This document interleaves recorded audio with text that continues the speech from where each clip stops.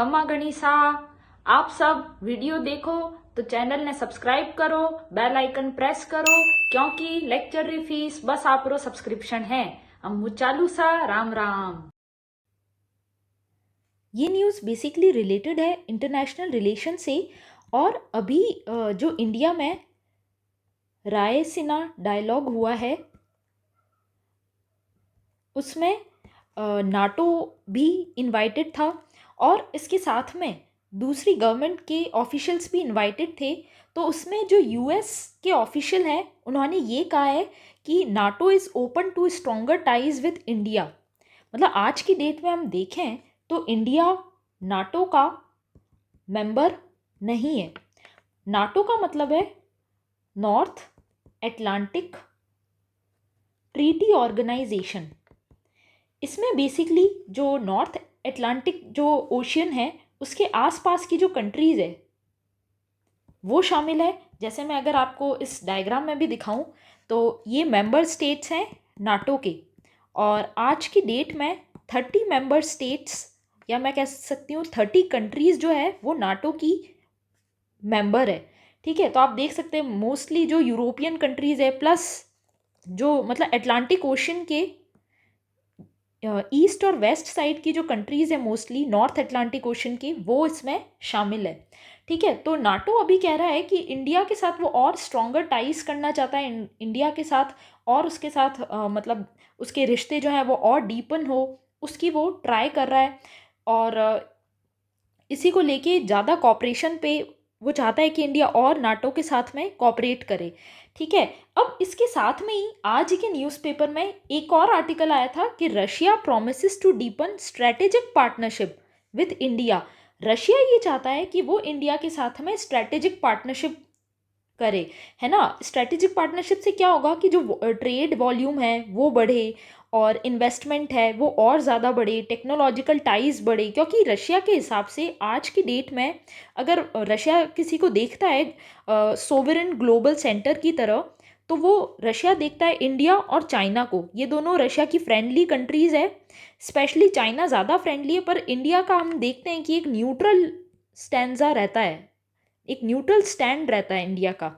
ठीक है, तो इसी को लेके रशिया ये, और रशिया का इंडिया एक अच्छा दोस्त है, तो वो चाहता है कि उसके साथ में ट्रेड इन्वेस्टमेंट ये सारे डेवलप और स्ट्रेटेजिक पार्टनरशिप हो। तो आप देख सकते हैं ये दोनों कहीं ना कहीं ये इंडिकेट करते हैं कि इंडिया की ग्लोबल प्रेजेंस और इंटरनेशनल प्रेजेंस काफ़ी स्ट्रॉन्ग हो रही है और इंडिया कहीं ना कहीं एक हम कह सकते हैं इंडिपेंडेंट पोल के रूप में उभर के आ रहा है। तो इस प्रकार के जो क्वेश्चन है इसी से रिलेटेड ये जो हमारा इंटरनेशनल रिलेशंस है उसमें आ सकता है। प्लस आप देख सकते हैं अब कैसे जो एक टाइम था कि इंडिया को ये पूछा जाता था कि वो किस मतलब वो कौन से पोल की तरफ है, मतलब रशिया की तरफ है या यूएस की तरफ है। पर आज की डेट में नाटो और रशिया दोनों ही चाहते हैं कि वो इंडिया के साथ अपने रिश्तों को स्ट्रॉन्ग करें। तो ये काफ़ी एक पॉजिटिव इंडिकेशन है। और अगर मैं इसको लेके कुछ बैकग्राउंड इन्फॉर्मेशन भी आपको बताऊं तो नाटो का के बारे में मैंने आपको बता दिया। NATO North Atlantic Treaty Organization है। बेसिकली नाटो का जो अगर हम पॉलिटिकल ऑब्जेक्टिव देखें तो वो डेमोक्रेटिक वैल्यूज़ पे बेस्ड है। प्लस इसमें डिफेंस और सिक्योरिटी कॉपरेशन भी रहता है जो भी इसकी मेंबर कंट्रीज़ होती है। और मिलिट्री के केस में देखें तो अगर कोई भी जो इसके मेंबर्स हैं, मतलब जो कंट्रीज़ नाटो की मेंबर्स हैं, अगर उनमें कोई लड़ाई होती है तो वो पीसफुल उसको सॉल्व करने की कोशिश करते हैं। वैसे हम देख सकते हैं आज के डेट में जो रशिया यूक्रेन वॉर हो रहा है उसको सॉल्व करने में नाटो कहीं ना कहीं असमर्थ साबित हुआ है। पर फिर भी इसका ये ऑब्जेक्टिव रहता है। प्लस अगर वो सॉल्व नहीं कर पा रहा है तो वो मिलिट्री पावर का भी यूज़ करता है। ठीक है, और ये बेसिकली बेस्ड है इंटीग्रेटेड मिलिट्री कमांड स्ट्रक्चर पे। नाटो बेस्ड है इंटीग्रेटेड मिलिट्री कमांड स्ट्रक्चर पे। और जो इंडिया का मैंने जो भी आपको बता ही दिया कि वो फ्रेंडली रिलेशंस बनाना चाहता है, रशिया बेसिकली फ्रेंडली रिलेशंस चाहता है इंडिया के साथ। अब अगर मैं बताऊं कि नाटो के साथ अगर इंडिया जुड़ता है तो उसके प्रोज क्या क्या हो सकते हैं, तो इंडिया को मिलिट्री स्ट्रैटेजिक बेनिफिट्स मिल सकते हैं और एक it can create deterrence. Deterrence यानी स्पेशली चाइना और पाकिस्तान के लिए एक डेटरेंस क्रिएट कर सकता है अगर इंडिया अपनी टाइज को नाटो के साथ और स्ट्रॉन्ग करता है तो। ठीक है, फिर इससे एक productive exchange in range of areas, मतलब बहुत सारे एरियाज में, जैसे टेररिज्म हो गया, जियो पॉलिटिक्स हो गया, और जो न्यू मिलिट्री डॉक्ट्राइंस हैं उन सब पे इंडिया काम कर सकता है नाटो के साथ। पर इसके कुछ नुकसान भी है, क्योंकि नाटो के कई बार कॉन्फ्लिक्टिंग ओपिनियन होता है। वैसे नाटो डेमोक्रेसी की बात करता है, प्लस वो चाहता है कि मतलब नाटो के उसमें हम ऑब्जेक्टिव में भी देखें तो वो चाहता है कि पीसफुली कॉन्फ्लिक्ट्स को रिजॉल्व करें। पर आज की डेट में आप देख सकते हैं रशिया यूक्रेन का वॉर है, उसको नाटो सॉल्व करने में इतना सक्षम साबित नहीं हुआ है। तो ये इसके कॉन्फ्लिक्टिंग ओपिनियन भी इस चीज़ से सिद्ध होता है। प्लस अगर हम नाटो के साथ बहुत स्ट्रॉन्ग टाइज बनाते हैं तो कहीं ना कहीं ये रशिया से अपने रिलेशंस को भी ख़राब कर सकता है, उसके से रिलेशन डिटीरियोरेट कर सकता है। फिर सोवेरेनिटी का इशू भी इसमें आ जाता है अगर नाटो का इंडिया परमानेंट मेंबर बनता है तो। फिर ये दूसरे कॉन्फ्लिक्ट्स में जो उनके कंट्रीज़ के आपस के कॉन्फ्लिक्ट हैं उससे कहीं ना कहीं इंडिया की जो सोवेरेनिटी और इंडिया के जो पर्सनल इंटरेस्ट है वो उससे अफेक्ट हो सकते हैं। इंडिया के पर्सनल इंटरेस्ट इस चीज़ से अफेक्ट हो सकते हैं। तो ऐसे केस में इंडिया को एक बैलेंस अप्रोच बनानी होगी। बैलेंस अप्रोच का मतलब है इंडिया अपना एक इंडिपेंडेंट, जो अभी तक भी हमने देखा होगा कि जो कंटिन्यूसली इसमें चल रहा है, जो रशिया यूक्रेन वॉर में इंडिया का आप देख सकते हैं एक इंडिपेंडेंट स्टैंड देखने को मिल रहा है। तो इसी इंडिपेंडेंट स्टैंड के साथ में इंडिया अपनी एक बैलेंस अप्रोच रख सकता है, प्लस वो जो एक प्रैग्मेटिक एंगेजमेंट रख रहा है नाटो के साथ वो एक वेलकमिंग स्टेप है उसकी फॉरेन पॉलिसी के लिए। पर इंडिया को उसका फॉर्मल मेंबर बनने से बचना चाहिए, नाटो का फॉर्मल मेंबर बनने से बचना चाहिए, क्योंकि आज की डेट में भी हम देखें तो रशिया के साथ में इंडिया के काफ़ी सारे इंगेजमेंट है। जैसे रशिया के साथ इंडिया नेचुरल गैस का इंपोर्ट करता है, काफ़ी जो सस्ती दाम में नेचुरल गैस रशिया से मिलती है, प्लस बहुत सारे मिलिट्री इक्विपमेंट्स हैं वो भी रशिया से इंपोर्ट करता है। तो इसलिए इंडिया को एक बैलेंस अप्रोच बना के काम करना चाहिए। अब जो रायसीना डायलॉग की मैं बात कर रही थी उसके बारे में भी मैं आपको कुछ बैकग्राउंड बता देती हूँ। ये बेसिकली एक कॉन्फ्रेंस होती है जियो पॉलिटिक्स और जियो इकोनॉमिक्स पे, और ये इंडिया में हर साल ऑर्गेनाइज होती है, ये करवाई जाती है ऑब्जर्वर रिसर्च फाउंडेशन के द्वारा। ये एक इंडिपेंडेंट थिंक टैंक है दिल्ली का, और plus ministry of external affairs है, ये दोनों मिलके हर साल रायसीना डायलॉग ऑर्गेनाइज करवाते हैं। और इस बार की थीम है provocation, uncertainty, turbulence, light house in the Tempest. ठीक है, ये इस बार की 2023 की थीम है, और इसमें मल्टी स्टैक होल्डर डिस्कशन होता है, जैसे कि जो हेड ऑफ स्टेट्स हैं, कैबिनेट मिनिस्टर्स हैं, लोकल गवर्नमेंट ऑफिशियल्स हैं, प्राइवेट सेक्टर, मीडिया, एकेडमिया, तो ये सारे लोग इसमें इन्वॉल्व रहते हैं। ठीक है, और मैं आपको इसमें अभी ये भी रिक्वेस्ट कर रही हूँ कि आप ये सारी जो न्यूज़ है ये लास्ट तक फॉलो करें, क्योंकि आज मैं स्पेशली जो फॉरेन ट्रेड पॉलिसी, जो हमारी नई फॉरेन ट्रेड पॉलिसी है ये 2023 की, उसको बहुत ही डिटेल में एक्सप्लेन करने वाली हूँ। तो आप सारे आर्टिकल्स लास्ट तक ज़रूर देखना। ठीक है, फिर सेकंड है वो न्यूज़ है कि कैग ने अब जो ऑडिट प्रोसेस है उसको पूरा फुली डिजिटलाइज कर दिया है, और उसका जो उसका नया ऐप है, हम कह सकते हैं उसका नया जो ऐप है वो एक्टिवेट हो जाएगा 1 अप्रैल से। ऐप नहीं कहूँगी मैं इसको, ये कहूँगी ये सिस्टम है बेसिकली, ये एक्टिवेट हो जाएगा, और इसका नाम है one Indian audit and accounts department one system. OIOS से इसको नोट किया है, one Indian audit and accounts department one system, मतलब इसका ये नाम है OIOS, जैसे one India one pension scheme, इस तरीके से वन इंडिया ऑडिट, मतलब पूरे इंडिया में एक ही सिस्टम से ऑडिट किया जाएगा, ऑनलाइन डिजिटलाइज पूरा। ठीक है, और ये वेब बेस्ड IT एप्लीकेशन पे बेस्ड है, मल्टीपल लैंग्वेज को सपोर्ट करेगा, और इसमें अभी कुछ एक्सेप्शन दिया गया है डिफेंस ऑडिट ऑफिसेस को ड्यू टू सिक्योरिटी इश्यूज, और ये भी कुछ टाइम बाद में पर इसमें भी लागू हो जाएगा डिफेंस ऑडिट में भी। इसमें बस इंपॉर्टेंट ये basically prelims point of view से इंपॉर्टेंट है, इसमें आ सकता है कि one India audit and accounts department one system, इस तरीके के क्वेश्चन कई बार पूछ लिए जाते हैं, तो इसमें क्या होगा, इसकी क्या प्रोविजंस हैं, वो पूछा जा सकता है प्रीलिम्स में। है ना। इसके साथ में ही इंटरव्यू में भी कई बार क्वेश्चन ऐसे पुट अप हो जाते हैं, वन इंडिया वन पेंशन जैसे हो गया, वन इंडिया वन फर्टिलाइज़र, तो इसी तरीके से one India one audit system ये हो गया, one India audit and accounts department one system. तो ये कई बार न्यूज़ में या इंटरव्यू में पूछा जाता है, ठीक है। फिर नेक्स्ट न्यूज़ हमारी है कि एमजी नरेगा के जो वर्कर्स है वो 75% आंगनवाड़ीज़ को इस साल बनाएंगे। तो ये बेसिकली कहीं ना कहीं जो हम कहते हैं सोशल इश्यूज से रिलेटेड है, और कैसे एमजी नरेगा जो है, जो Mahatma Gandhi national rural employment guarantee scheme है, उसके जो वर्कर्स हैं उनको कैसे यूज़ किया जाएगा, उनको कैसे एम्प्लॉयमेंट दिया जाएगा इससे आंगनवाड़ी बनाने पे। तो इससे क्या क्या फ़ायदे होंगे, तो देखिए, एक तो एम्प्लॉयमेंट, जो अनस्किल्ड लेबर्स को जो एम्प्लॉयमेंट है वो बढ़ता है, प्लस इससे जो आंगनवाड़ी बढ़ेगी तो इंफ्रास्ट्रक्चर इम्प्रूव होगा, इंफ्रास्ट्रक्चर बढ़ेगा तो, और ये बेसिकली इंफ्रास्ट्रक्चर जो स्कूल गोइंग मतलब जो छोटे बच्चे होते हैं आंगनवाड़ी सेंटर्स में, तो उनका भी जो बेसिक चाइल्डहुड जो है वो चाइल्डहुड को लेके जो क्वालिटी डेवलपमेंट उनका हो पाएगा, ठीक है ना। तो ये बेसिकली सोशल सेक्टर में आता है। तो उसमें ये जैसे वन लाइनर में अगर आप मेंस के आंसर देते हैं तो एज अ वे फॉरवर्ड लिख सकते हैं कि कैसे गवर्नमेंट की जो स्कीम्स है वो आपस में लिंक होके एक ओवरऑल डेवलपमेंट कर सकती है, ठीक है ना, उसमें आप लिख सकते हैं। और कुछ जो आंगनवाड़ी सेंटर्स हैं उनको अपग्रेड भी किया जाएगा, स्पेशली कहाँ पे, एस्पिरेशनल डिस्ट्रिक्ट में। जो एस्पिरेशनल डिस्ट्रिक्ट प्रोग्राम आपने सुना होगा, और अगर कभी न्यूज़ में आता है तो मैं इसको डिटेल में आपको एक्सप्लेन करूँगी। एस्पिरेशनल डिस्ट्रिक्ट प्रोग्राम, जहाँ पे कुछ डिस्ट्रिक्ट को एस्पिरेशनल डिस्ट्रिक्ट में रखा गया था, जहाँ पे एजुकेशन, हेल्थ फैसिलिटी जो थोड़ी उस मामले में जो डिस्ट्रिक्ट कमज़ोर थी ना, उनको इसमें रखा गया था। जैसे पहले उनको बीमारू स्टेट कहा जाता था, बीमारू डिस्ट्रिक्ट कहा जाता था, उनको फिर प्रमोट करके एस्पिरेशनल डिस्ट्रिक्ट प्रोग्राम में रखा गया था, ठीक है। और इसके साथ में ये भी कहा है कि गवर्नमेंट इसमें जो CSR फंड्स हैं उसको भी ले सकती है, CSR फंड्स, और इन वॉलेंट्री कोई कंट्रीब्यूट करना चाहता है तो उनको भी इसमें अलाउ किया जाएगा। और यही जिसकी मैंने बात की थी अभी, एक तो ये ऑडिट वाला और MG नरेगा वाला, ये न्यूज़ है, इसी के बारे में मैंने इसमें मेंशन किया है।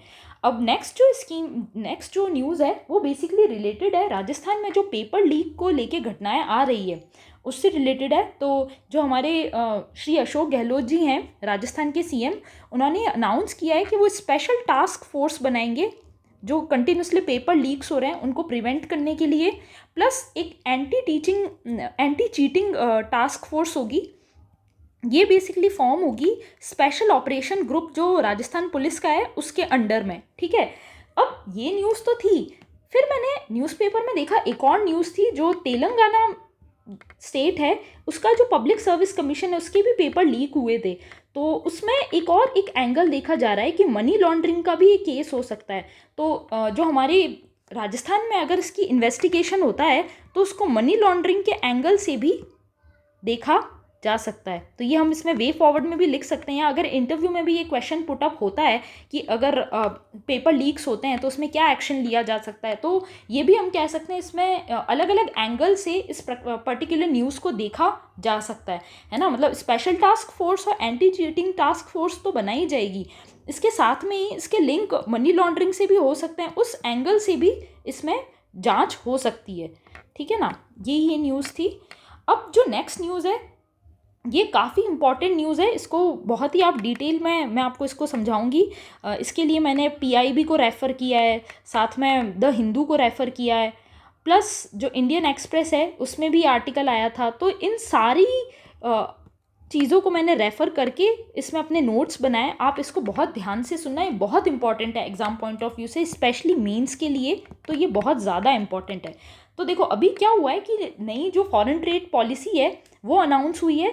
इससे पहले हमारी 2015 वाली फॉरेन ट्रेड पॉलिसी चल रही थी जो 2020 में एक्सपायर होने वाली थी, पर उसको 2 साल और एक्सटेंड कर दिया गया था 2022 तक, ठीक है। और अब नई फॉरेन ट्रेड पॉलिसी आई है 2023 की। तो उसमें क्या क्या टारगेट्स हैं, उसके क्या क्या प्रोविजंस हैं, वो सारे हम डिस्कस करेंगे। और आज द हिंदू में इसको लेके 3 आर्टिकल आए हैं। पहले तो ये वाला फर्स्ट आर्टिकल फर्स्ट पेज पे ही आया है कि गवर्नमेंट ने जो एक्सपोर्ट है उसको बढ़ाने पे कैसे इस पे जोर दिया जाएगा, वो वाली बात इसमें डिस्कस हुई है।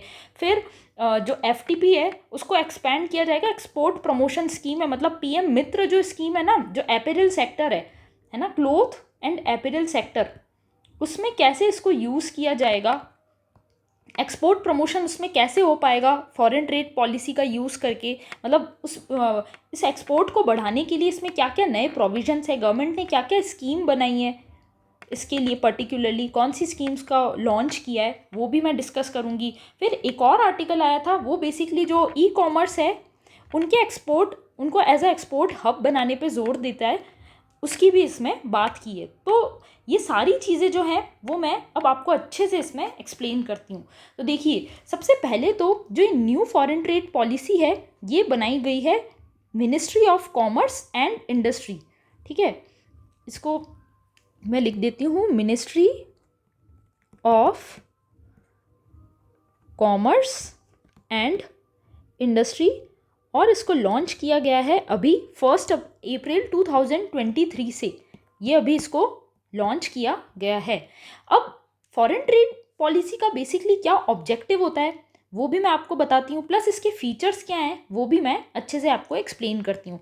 तो देखिए, फॉरेन ट्रेड पॉलिसी वो होती है जो गुड्स और सर्विस का कंट्री से जो एक्सपोर्ट हो रहा है या इम्पोर्ट हो रहा है उन सारी चीज़ों को अफेक्ट करती है, वो फॉरेन ट्रेड पॉलिसी कहलाती है। मतलब फॉरेन ट्रेड में क्या क्या आएगा, एक्सपोर्ट भी आएगा, इम्पोर्ट भी आएगा, और गुड्स और सर्विस का, दोनों गुड्स और सर्विस दोनों चीज़ें इसमें इंक्लूडेड होगी। और बेसिकली ये काम करती है एक्सपोर्ट के प्रमोशन पे, प्लस इंडिया में इसकी कॉस्ट कम लगे, डोमेस्टिक कंज्यूमर्स है उसको इसका ज़्यादा से ज़्यादा फ़ायदा मिले, है ना, और कोलेबोरेशन हो पाए किन किन के बीच में, एक्सपोर्टर्स, इंडियन मिशन और स्टेट प्लस डिस्ट्रिक्ट जो है स्टेट की, इन सब में अच्छे से कोलेबोरेशन हो पाए और एक्सपोर्ट ज़्यादा से ज़्यादा बढ़े।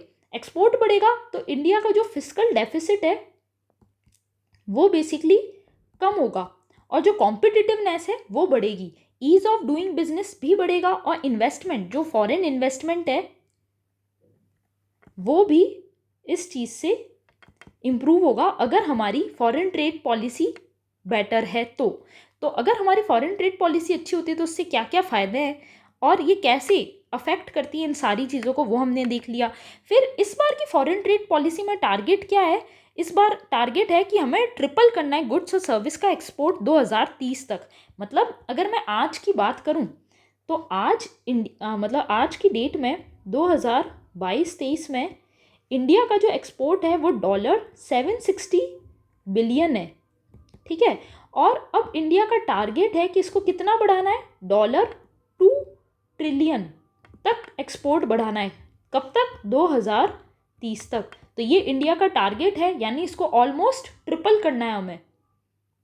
ठीक है, आप जानते होंगे 1 ट्रिलियन का मतलब होता है 10⁻³ बिलियन, है ना। तो अगर आप इसको 760 को 3 से मल्टीप्लाई करेंगे तो ये अप्रॉक्सीमेट आएगा 22 मतलब ये आएगा $2 ट्रिलियन के आसपास ही आएगा, 2200 के समथिंग कुछ आएगा, जो कि $2 ट्रिलियन होगा। ठीक है, और अगर मैं बात करूं 2015 में, जब हमारी इससे पहले की पॉलिसी थी, उस टाइम पे इंडिया का एक्सपोर्ट होता था, मतलब इंडिया का टोटल एक्सपोर्ट होता था $435 बिलियन।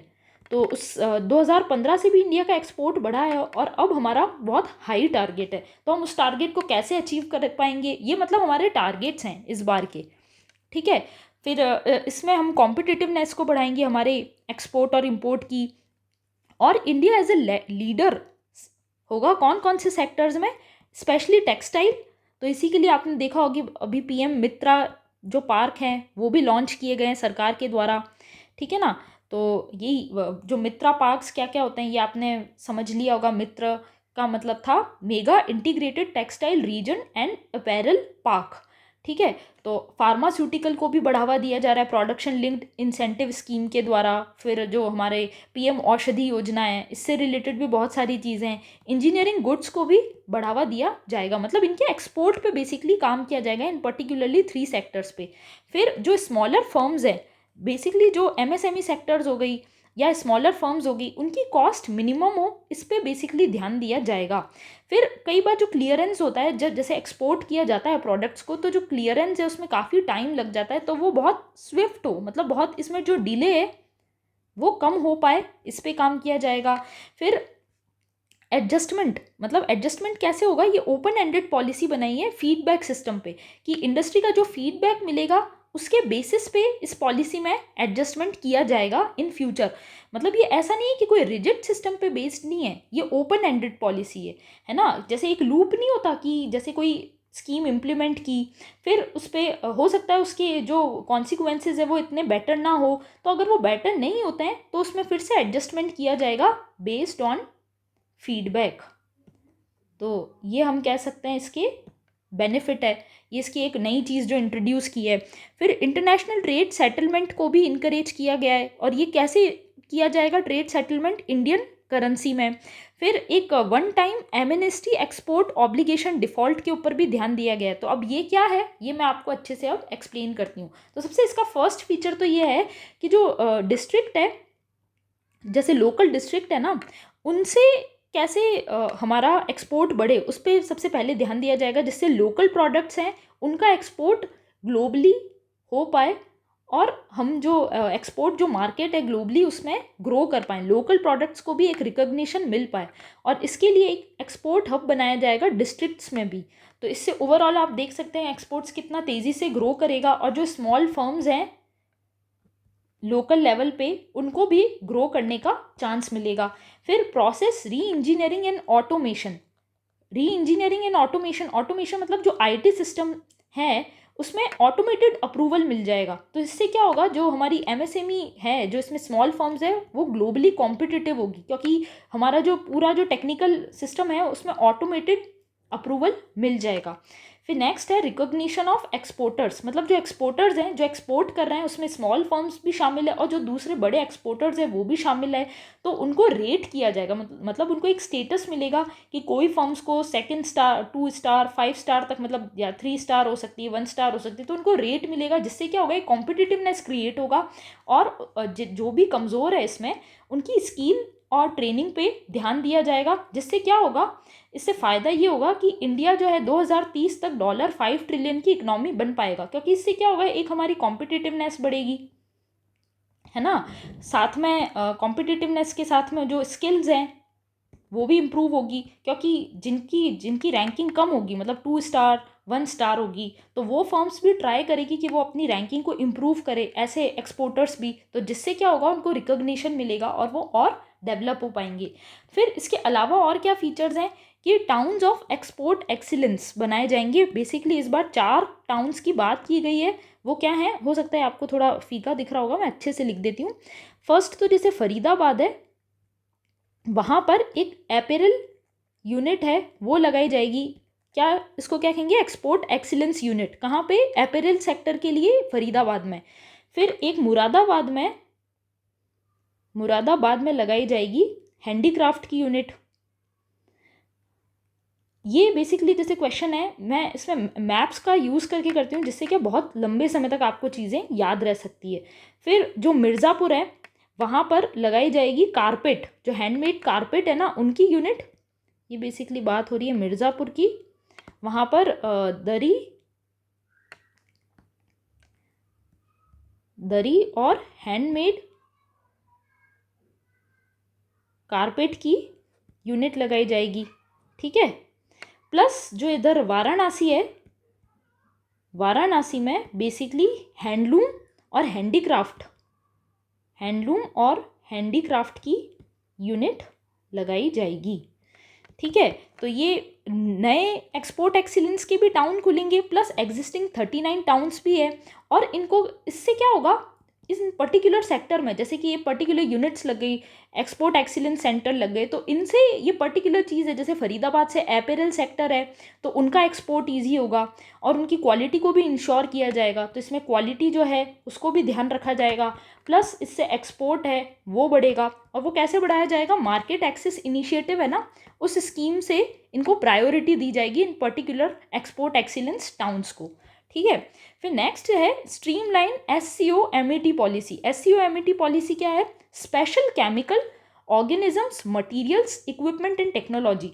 ये बेसिकली है, ये स्कीम जो है, ये बेसिकली पॉलिसी है, ये है कि जैसे केमिकल्स हो गए या कोई मटेरियल्स हो गए, स्पेशल केमिकल्स या स्पेशल मटेरियल्स जिनका डुअल यूज़ होता है एज ए, मतलब इसका सिविलियन पर्पज से भी इन चीज़ों का यूज़ हो सकता है, इन केमिकल्स का, मटेरियल्स का, और वेपन्स ऑफ मास डिस्ट्रक्शन में भी हो सकता है। तो इसके लिए एक रोबस्ट एक्सपोर्ट कंट्रोल रेजिम बनाया जाएगा, मतलब इनका जो एक्सपोर्ट है वो कंट्रोल्ड मैनर में किया जाएगा based on international treaties and agreement. तो इंडिया इन सब का भी एक्सपोर्ट करेगा और कंट्रोल्ड मैनर में करेगा, तो इससे इंडिया की एज अ ग्लोबल काफ़ी स्ट्रॉन्ग एक छवि देखने को मिलेगी, क्योंकि इंडिया इंटरनेशनल ट्रीटीज़ और एग्रीमेंट्स को ध्यान में रख के ऐसी पॉलिसी पे काम करेगा। फिर ई कॉमर्स एक्सपोर्ट जो है वो भी बढ़ेगा। जैसे मैंने ई कॉमर्स एक्सपोर्ट की बात की ना, ये वाली ई कॉम एक्सपोर्ट हब्स, तो उसके लिए क्या किया जाएगा? एक्सपोर्ट जो हब्स है उनको बनाया जाएगा, है ना, ई कॉमर्स के लिए। प्लस पेमेंट रिकन्सिलेशन सिस्टम को स्ट्रॉन्ग किया जाएगा। स्टॉक हो गया, लेबलिंग हो गया, टेस्टिंग हो गया, प्रोसेसिंग हो गया, ये सारे जो इसके एलिमेंट्स है, रिटर्न पॉलिसी, सारे एलिमेंट्स पे काम किया जाएगा, जिससे कि ई कॉमर्स है वो भी इंडिया में बढ़े और उसका भी जो एक्सपोर्ट है, जो लोकल हमारी जो फर्म्स हैं उनका ई कॉमर्स प्लेटफॉर्म पे भी एक्सपोर्ट बढ़ पाए, इस पे भी काम किया जाएगा। फिर फैसिलिटेट अंडर EPCG। EPCG क्या है? Export promotion and capital, export promotion of capital goods scheme. तो इसमें क्या होता है कि जो कैपिटल गुड्स है उनको तो क्या किया जाता है? इंपोर्ट किया जाता है, और उनको जो इंपोर्ट किया जाता है वो ज़ीरो कस्टम ड्यूटी पे इंपोर्ट किया जाता है, क्योंकि कैपिटल गुड्स क्या होता है? जैसे मशीन्स हो गई, या ये मशीन्स से क्या बनाया जाता है? हमारा फाइनल प्रोडक्ट बनाया जाता है। तो जनरली क्या किया जाता है? कैपिटल गुड्स के ऊपर जो कस्टम ड्यूटी है उसको एकदम ज़ीरो किया, पहले वैसे तो कम रखा जाता था, EPCG स्कीम में कैपिटल गुड्स पे कस्टम ड्यूटी एकदम ज़ीरो कर दी गई है, जिससे कैपिटल गुड्स को इजीली इंपोर्ट किया जा सके और उससे हमारा फाइनल प्रोडक्ट बने, और फिर उस फाइनल प्रोडक्ट को अच्छे से हम एक्सपोर्ट कर पाएँ। तो इससे ओवरऑल एक्सपोर्ट बढ़ता है। फिर इसमें PM मित्र, जैसे मैंने PM मित्र की बात करी, हम अपैरल सेक्टर पे काम करेंगे तो उसको भी ऐड करेंगे अंडर कॉमन सर्विस प्रोवाइडर। फिर ग्रीन टेक प्रोडक्ट है, जैसे कि बैटरी जो इलेक्ट्रिक व्हीकल्स में यूज्ड होती है, वेस्ट वाटर ट्रीटमेंट में या रिसाइकलिंग में जो इक्विपमेंट्स यूज़ होते हैं, रेन वाटर हार्वेस्टिंग सिस्टम हो गया, वर्टिकल फार्मिंग इक्विपमेंट हो गया, ग्रीन हाइड्रोजन के लिए जो भी सिस्टम यूज़ होता है, उन प्रोडक्ट्स को भी EPCG में रखा गया है, क्योंकि ये भी बेसिकली मतलब जो ग्रीन टेक्नोलॉजी के प्रोडक्ट हैं ये भी एज अ कैपिटल गुड्स ही काम करेंगे, क्योंकि इनका यूज़ करके हम जो हमारा ग्रीन फील्ड, या हम कह सकते हैं जो ग्रीन टेक्नोलॉजी वाला सेक्टर है उसमें और अच्छे से काम कर सकते हैं। इलेक्ट्रिक व्हीकल्स को, जैसे अगर हम बैटरी को इंपोर्ट करते हैं तो इलेक्ट्रिक व्हीकल्स हैं उनको बनाना ईजी होगा, वेस्ट वाटर ट्रीटमेंट ईजी होगा, तो ये सारे ग्रीन टेक्नोलॉजिकल प्रोडक्ट्स को भी इसमें शामिल किया है। इससे ओवरऑल जो हमारा डोमेस्टिक मैन्युफैक्चरिंग है, चाहे वो ग्रीन टेक प्रोडक्ट्स का भी हो या फिर कोई कैपिटल गुड्स से जो फाइनल प्रोडक्ट्स बनाने का भी हो, या PM मित्र पार्क्स की भी बात हो, तो उससे ओवरऑल डोमेस्टिक मैन्युफैक्चरिंग बढ़ेगी। सेम टू सेम जो हमारी AAS जो एडवांस ऑथोराइजेशन स्कीम है उसमें भी यही होता है, उसमें भी ड्यूटी फ्री इंपोर्ट किया जाता है रॉ मटेरियल का। अगर रॉ मटेरियल ड्यूटी फ्री होगा, उसका इंपोर्ट अगर होगा, तो ओवरऑल जो एक्सपोर्ट आइटम्स है, मैन्युफैक्चरिंग एक्सपोर्ट आइटम्स, उनका एक्सपोर्ट बढ़ेगा। जो फाइनल जो प्रोडक्ट बनेगा, ये हो गया हमारा मैन्युफैक्चरिंग से फाइनल प्रोडक्ट, तो उसका एक्सपोर्ट भी ओवरऑल बढ़ जाएगा। ठीक है, तो अब इस बार इसको अपैरल और क्लोथिंग में भी शामिल कर रहे हैं। जैसे PM मित्र मैंने आपको बता दिया ना, तो एडवांस ऑथोराइजेशन स्कीम को भी फैसिलिटेट किया जाएगा और EPCG स्कीम को भी इसमें फैसिलिटेट इस बार किया जाएगा।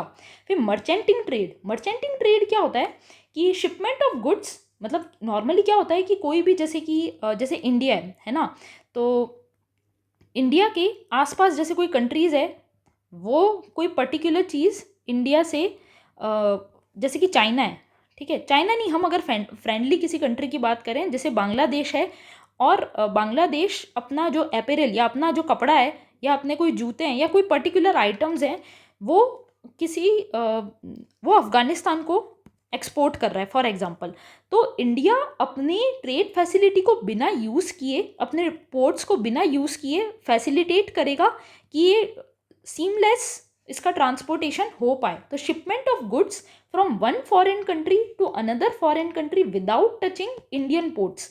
तो इससे क्या होगा, जो मर्चेंटिंग ट्रेड है तो उसका रेस्ट्रिक्टेड और प्रोहिबिटेड आइटम्स जो हैं, ये तो जैसे एपेरल और मैंने इसमें जूतों की बात की, ये तो रेस्ट्रिक्टेड आइटम नहीं है, इसके अलावा भी कोई रेस्ट्रिक्टेड और प्रोहिबिटेड आइटम्स भी हैं, उनका भी ट्रेड को इंडिया फैसिलिटेट करेगा। तो उससे जो हमारी गिफ्ट सिटी है इंडिया की, जैसे कि जो गिफ्ट सिटी आपने सुना होगा गुजरात में है, तो वो as a financial centre develop हो सकता है, क्योंकि वो जैसे जो वर्ल्ड में मर्चेंटिंग हब्स है, जैसे सिंगापुर हो गया, दुबई हो गए, ये क्या मर्चेंटिंग हब्स कहलाते हैं। तो गिफ्ट सिटी भी एज अ मर्चेंटिंग हब की तरह डेवलप हो सकती है।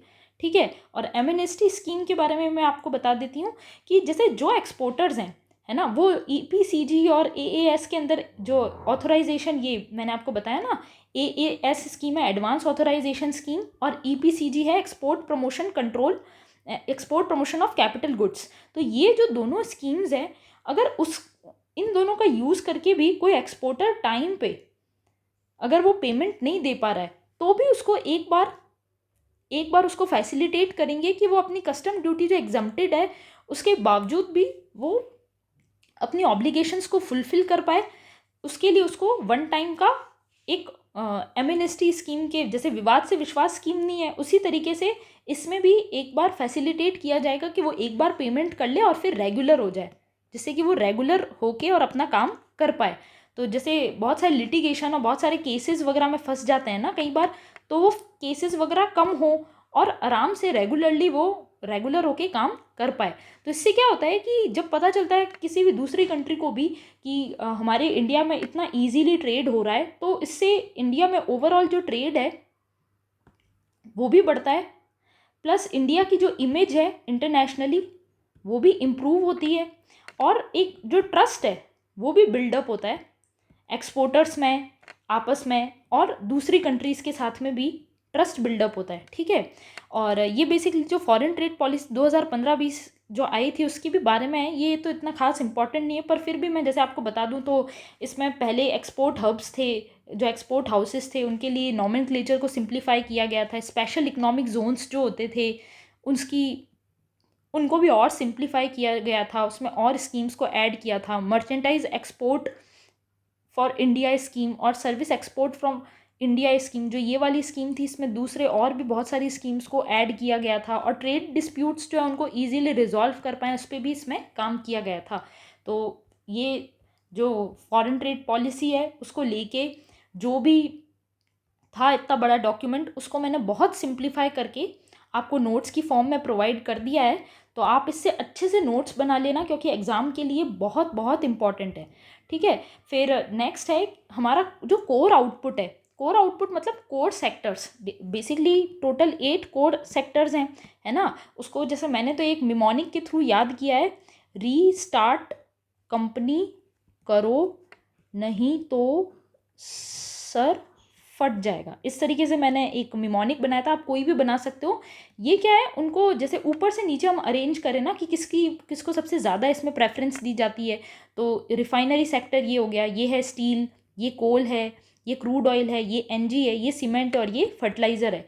तो इसमें सबसे कम जो वेटेज है वो फर्टिलाइज़र को दिया जाता है, और सबसे हाईएस्ट वेटेज रिफाइनरी प्रोडक्ट को दिया जाता है। तो अभी जैसे कोर आउटपुट 6% बढ़ा है, तो आपको ये जैसे जो ये नंबर्स हैं, ये चीज़ें याद नहीं रखनी है, आपको ये याद रखना है कि कोर सेक्टर क्या होता है, इसको कौन रिलीज़ करता है, और मतलब जो इंडेक्स ऑफ इंडस्ट्रियल प्रोडक्शन है ये क्या होता है। इस प्रकार की चीज़ें आपको याद रखनी है। ठीक है, तो जो जैसे 8 कोर सेक्टर्स हैं, और अभी फर्टिलाइज़र का अब ध्यान अगर आपको ज़्यादा ही रखना है, जैसे अगर आपका इंटरव्यू है तो उसमें बस आप ये ध्यान रख सकते हैं कि फर्टिलाइज़र सेक्टर का सबसे ज़्यादा तेज़ी से एक्सपेंड हुआ है, जो फर्टिलाइज़र सेक्टर सबसे तेज़ी से एक्सपेंड हुआ है। अब मेरे लिए पर्टिकुलरली इंपॉर्टेंट है, क्योंकि मैंने फर्टिलाइज़र सेक्टर में इससे पहले काम कर रखा था। तो अगर जैसे इंटरव्यू होता है या फिर आपका मीन्स का भी पेपर हो रिसेंटली किसी भी स्टेट का, तो उसमें भी आप ये चीज़ लिख सकते हैं। और कोर सेक्टर क्या होते हैं, बेसिकली ये जो मैंने आपको बता दिए 8 इंडस्ट्रीज़ जो है, 8 जो है सेक्टर, वो बेसिकली कोर सेक्टर में आते हैं। और इसका जो वेटेज है इंडेक्स ऑफ इंडस्ट्रियल प्रोडक्शन में वो 40% तक आप देख सकते हैं, 40.27। तो इंडेक्स ऑफ इंडस्ट्रियल प्रोडक्शन है ना, ये बेसिकली ये मेजर करता है कि जो प्रोडक्शन है और इंडस्ट्रियल आउटपुट है उनके वॉल्यूम में कितना चेंज हो रहा है। जितना मतलब जैसे कोई पर्टिकुलर, जैसे रिफाइनरी प्रोडक्ट की मैं बात करूं तो उसका जो प्रोडक्शन हो रहा है उन प्रोडक्ट्स का और उसका इंडस्ट्रियल आउटपुट है उसका एक गिवन टाइम में, बेसिकली ये 1 मंथ की बात करता है, तो 1 महीने में इसके volume of production of industrial output, इसके वॉल्यूम ऑफ प्रोडक्शन में कितना चेंज हुआ है वो बेसिकली मेजर किया जाता है इंडेक्स ऑफ इंडस्ट्रियल प्रोडक्शन के द्वारा। इसको कंपाइल करता है बेसिकली CSO, और ये CSO आता है हमारा ministry of statistics and programme implementation में। ठीक है, ministry of central statistical office है ये, और ये आता है ministry of statistics and programme implementation. ठीक है, और मंथली इसको पब्लिश किया जाता है। ये ग्रोथ रेट को मेजर करता है ना, और इसमें बेसिकली ब्रॉड सेक्टर में देखें तो मैन्युफैक्चरिंग, माइनिंग और इलेक्ट्रिसिटी है, और इसमें मैन्युफैक्चरिंग का कुछ 70% तक कंट्रीब्यूशन होता है। और यूज़ बेस्ड सेक्टर में देखें तो कैपिटल गुड्स आते हैं, बेसिक गुड्स आते हैं और इंटरमीडिएरी गुड्स आते हैं। ठीक है, और इसका बेस ईयर है 2011-12, और इसके सिग्निफिकेंस क्या है, ये क्वार्टरली और एडवांस GDP के जो एस्टिमेट्स हैं ना उनको बेसिकली कैलकुलेट करने में इसका यूज़ किया जाता है। और जो गवर्नमेंट एजेंसीज है जैसे RBI हो गया या मिनिस्ट्री ऑफ फाइनेंस है, वो अपने पॉलिसी मेकिंग में भी जो इंडेक्स ऑफ इंडस्ट्रियल प्रोडक्शन का डेटा है उसका यूज़ करती है। तो आज की ये इंपॉर्टेंट न्यूज़ थी। आई होप सो आपको अच्छे से समझ में आ रहा होगा। मैंने बहुत इंपॉर्टेंट टॉपिक्स आज के कवर किए हैं, तो आप प्लीज़ चैनल को सब्सक्राइब करो और लाइक भी करो वीडियो को, आपको पसंद आ रही है तो, और अपने फ्रेंड्स के साथ में इसको शेयर भी करो। ये बेसिकली जो UPSC की भी प्रिपरेशन कर रहे हैं उनके लिए भी बहुत हेल्पफुल है, प्लस इंटरव्यू की कर रहे हैं उनके लिए हेल्पफुल है, RS की जो प्रिपरेशन कर रहे हैं, प्रीलिम्स और मेंस, उन सब के लिए ये आर्टिकल्स बहुत इंपॉर्टेंट है। तो सब में आप इसको शेयर करो और लाइक करो वीडियो को। Okay, thank you.